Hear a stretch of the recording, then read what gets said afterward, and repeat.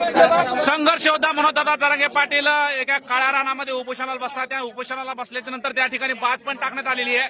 भावांनो, बाज पण टाकण्यात आलेली बाजाच्या बाजूला एक गोल रिंगण करण्यात येते. त्या गोल रिंगणामध्ये कोणीही यायचं नाहीये आणि ते स्वतः गोल रिंगण संघर्ष योद्धा मनोजदादा जरांगे पाटील करतायत. आणि उपोषणाला सुरुवात झाली, बाज पडली आहे. तळपत्या उन्हामध्ये संघर्ष योद्धा मनोजदादा जरांगे पाटील समाजाच्या लेकरांच्या हितासाठी उपोषण करताय. या उन्हामध्ये आम्हाला 5 मिनिटं बसावं वाटत नाही. त्या उन्हामध्ये जरांगे पाटील बिना अन्न पाण्याचं, बिना चपलाचं देखील या ठिकाणी उपोषण होणार आहे.